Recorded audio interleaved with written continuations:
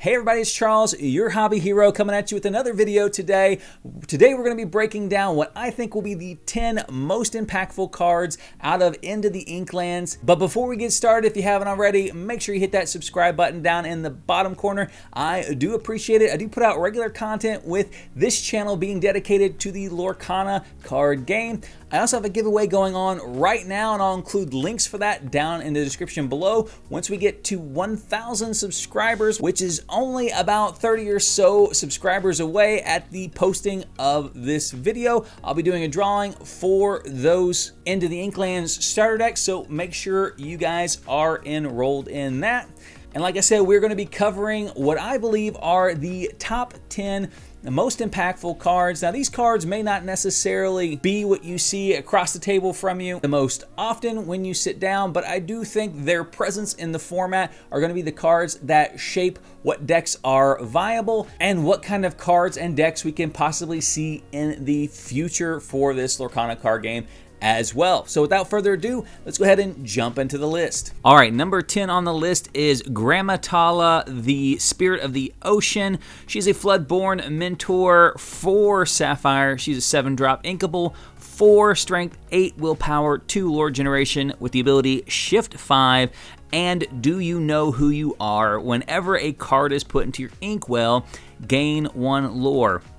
Now, admittedly, I have been testing this card and I haven't quite found the right combination of cards to really make this deck hum yet, but I think this card has a lot of potential, especially inside of a control shell where she can come in and really just sit back and generate passive lore. In Sapphire, she can actually generate a tremendous amount of passive lore, and with that kind of color identity ever since set 1, really adding stuff to the inkwell, I do see them getting more support for her in the future, and that's why she is number 10 on my list.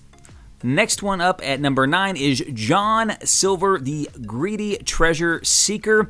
He is a Dreamborn Villain Alien Pirate Captain for Steel. He is a 3-drop inkable, 3 Strength, 3 Willpower, 1 Lore Generation with the ability Chart Your Own Course. For each location you have in play, this character gains Resist +1 and gets +1 Lore Generation. This guy can get wild real fast. He does play really well with Ruby as well, with a lot of pirates in those decks and a lot of cheap and good locations in those decks as well. I have been toying around with a pirate build for him, and I would say it's not quite as consistent as I would like it to be, but it is a ton of fun, and that is because this guy right here can really just get out of hand very quickly. Now, do we see a build where John Silver maybe isn't as heavily focused on as some of the current pirate builds that are out there, and that kind of find that sweet spot of maybe 3 or 4 lore and 3 or 4 resist? That could be the secret to making it all work. But this guy, regardless, is a ton of fun and really kind of shakes up the traditional way we've been playing, which is what I'm sure they were trying to do with the addition of the locations, and that's why he's number 9 on this list. Number 8 on this list could be number 1 in a lot of people's hearts out there, and that is Morph the Space Goo. This card was leaked very early on, so we have known for a while we were going to be getting this guy. He is a 2-drop for Emerald, the Storyborn Ally Alien. He is inkable with 2 Strength, 1 Willpower, and 1 Lore Generation. Nothing to write home about on those stats, but he has the ability Mimicry. You may play any character with Shift on this character as if this character had any name, which just adds an absolute ton of consistency. I have been playing around with him in an Emerald and Steel build, and the redundancy that he adds for a lot of the shift targets that we already want to play in Steel, as well as opening up some shift options like the 5-drop Emo Beast from set 2, really just makes it feel like that's the best home for him. But there are some other shells that are out there. I have seen him in some decks that are running it with Amber as well to add that redundancy for like Stitch or the Queen. And as we go on and we get more Floodborn cards, this guy's value is only going to increase more and more. Big fan of this card, and that's why he is number 8 on this list. All right, at number 7, we have our first song on the list, and that is And Then Along Came Zeus. This is a 4-cost uninkable song for steel. Would deal 5 damage to chosen character or location. Now, steel is already chock full of a ton of really good and really important uninkable cards already, which is why this card's not higher on the list. Finding a spot for this card inside of a 60-card steel deck is more challenging than you might think. Having said that, though, this card absolutely does some work in those decks. 5 damage is nothing to scoff at, especially with resist becoming more and more prevalent in the format. This is about as close to a straight removal spell that we've seen for any other color other than Ruby. And its ability to be diverse enough to hit locations as well and take a good chunk of locations down by itself, and at the very least put a very severe dent in the ones that have more than 5 willpower, is why this card is number 7 on my list. Number 6 on our list is Ursula, Deceiver of All. Now, this card is absolutely fantastic. It does really everything you want to do for a character card. It's inkable, comes down on 3, has a decent stat line for a 3-drop as a 2/3/1 lore generator, but where it really shines is the ability What a Deal. Whenever this character sings a song, you may play that song again from your discard for free, then put it on the bottom of your deck. Now, I've already seen a number of Amber decks as well as Steel decks abusing this ability with cards like the Bare Necessities or Let the Storm Rage On, with a number of other songs that being multiplied by 2 really makes this card shine. As more sets get released as well, I am sure she's going to get even more support, and that's why we find her at number 6 on the list. And at number 5, we actually have a tie between Prince Eric, Expert Helmsman, and Madame Medusa, the Boss. Prince Eric is a 4-drop uninkable Dreamborn hero prince for Ruby with 2 strength, 2 willpower, and 2 lore generation with the ability Surprise Maneuver. Whenever this character is banished, you may banish a chosen character. And Madame Medusa is a 6-drop for Ruby, Storyborn villain. She's also uninkable, 4 strength, 4 willpower, 1 lore generation with the ability That Terrible Woman. When you play this character, banish chosen opposing character with 3 strength or less. Now, I have these tied right now. I'm not entirely sure both of them will end up getting played in any of the Ruby control shells that we see out there, but I do think one of these, or a combination of possibly both of them, are going to end up in those lists, both of which provide earlier target removal than what we have been seeing in the Ruby list, with most of their targeted removal coming in with a 9-drop Maleficent. These open up some earlier ways to disrupt what your opponents are doing. Prince Eric synergizes very well with Teeth and Ambitions, where Teeth and Ambitions can hit him for 2, knock out one of your opponent's 2 willpower characters, and then trigger Prince Eric's ability to go and banish another character. Madame Medusa has the ability to come down and instantly remove something off the board, 3 strength or less, with a surprisingly large number of cards that actually fall under that 3 strength requirement. I could honestly see either one of these making a huge impact in the current Ruby control list, which is why they are both listed at number 5 on this list. At number 4 on the list, we have our first and only location to make the list, the Queen's Castle. This is a 4-drop inkable location for Amethyst with 7 willpower, 2 lore generation, and 1 movement cost, with the ability Using the Mirror. At the start of your turn, for each character you have here, you may draw a card.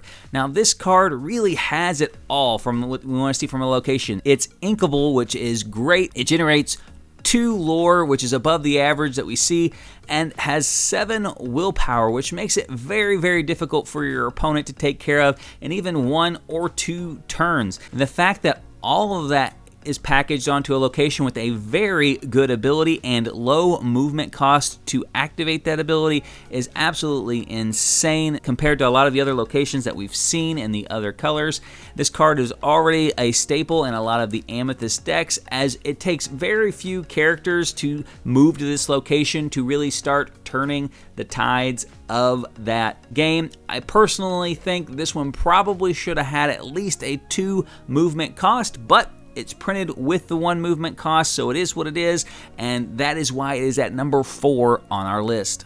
At number 3, we have another tie with the Song Out of Amber, the Bare Necessities, and the 2-drop Ursula Deceiver in Emerald. The Bare Necessities is a 2-drop inkable song for Amber, which chooses an opponent to reveal their hand and discard a non-character card of your choice, which hits locations, which hits actions, which hits items. It's everything but those character cards. Very versatile discard card there. Ursula the Deceiver is also a 2-drop. For Emerald, she is inkable with 1 strength, 3 willpower, and 1 lore generation, and has the ability You'll Never Even Miss It. When you play this character, chosen opponent reveals their hand and discards a song card of your choice. So it's not quite as versatile as the Bare Necessities. However, it does leave a body behind that can sing songs the following turn, quest the following turn, or challenge the following turn. These 2 cards add a ton of disruption to 2 colors that hadn't really seen any in the past, which opens them up to be a much more appealing splash color, something that was really reserved for Ruby and Steel up until this point in time. There was really no reason to kind of dip your toes in either Amber or Emerald because they didn't really have any disruption. There were plenty of play lines inside of those colors, but they were the ones that were constantly having to go into a second color to really pull any of the control or disruption elements out of those other ink colors. Now they both have a way to disrupt those early games. Constantly keep your opponent thinking about when they want to draw cards, how to ink their cards, knowing that if you're in those colors at any point in time, you could pull a big piece of their hand out of it. And for that reason, both of these cards are number 3 on our list. All right, number 2 on our list is Robin Hood, Champion of Sherwood. He is a 5-drop Floodborn hero, 4 steel. He is inkable, 3 strength, 6 willpower, and 2 lore generation. Has shift 3 with the abilities Skilled Combatant. During your turn, whenever this character banishes another character in a challenge, gain 2 lore. And the good of the others, when this character is banished in a challenge, you may draw a card. So it's very important that that last one is if he's banished in any challenge, which means if you are challenging with him and he is banished, or he is getting challenged by your opponent and is banished, you draw a card as well, which is very, very good. Most of the cards that we've seen up until this point in time only trigger on one or the other. This one triggers regardless of whose turn it is when he is banished in that challenge. This guy I already knew was going to be good, but after testing this guy, he's even better than I thought he was going to be. That 3/6 body on turn 3 is actually very hard for your opponents to deal with. 3 strength has him trading very favorably for the first 4 or 5 turns. And then your opponents are going to find themselves in a situation where they don't even necessarily want to challenge him back and remove him from the field because you're going to get that card in your hand. So he's a very nice tempo piece, and the fact that he allows you to control the board while still progressing your win condition. And then he's going to replace himself if he is defeated in a challenge, which just makes this guy very, very tough to get rid of. That 6 willpower is not there by accident. That puts him out of range for most of the removal that is out there. And that is why this guy is number 2 on our list. Now, before we get to my number 1 spot, I want you guys to go down to the comment section and leave me what cards would make your top 10 list out of the new Into the Inklands set. Let me know what you guys are excited to play, just excited to see, or think have a lot of potential going into future sets. All right, for my number 1 card from Into the Inklands, we have Jim Hawkins, Space Traveler. He is a 5-drop inkable Storyborn hero for Ruby with 4 strength, 4 willpower, and 2 lore generation. So not bad stats already for an inkable 5-drop with 2 abilities. The first being This Is It. When you play this character, you may play a location with cost 4 or less for free, and Take the Helm. Whenever you play a location, this character may move there for free. So don't forget that Take the Helm can be activated whenever a new location comes in as well, so you can move him back and forth to those locations. I know a lot of people realize that he can move to the location when he plays one, but a lot of times they forget that he can move to a new location when it is played as well. This guy is the centerpiece right now of a lot of the Ruby Amethyst control lists that I have seen, and a lot of the Steel Ruby Pirate lists that I have seen. He is probably the best way to take advantage of a lot of the current locations that we see that are very good locations. His ability to not only play them, but then activate their ability if they require someone to be there at those locations, all for the cost of 5 with a very strong stat line to boot. On top of that is just phenomenal. As we get more locations and the game progresses, I see this guy becoming even more and more versatile, and I honestly think a deck with him is probably going to be one of the leading decks in the Into the Inklands meta, and that is why he's number 1 on my list. So there you guys have it. There are my top 10 picks for the most impactful cards from Into the Inklands. Let me know what you guys think down in the comment section below, and until next time guys, Hobby Hero out.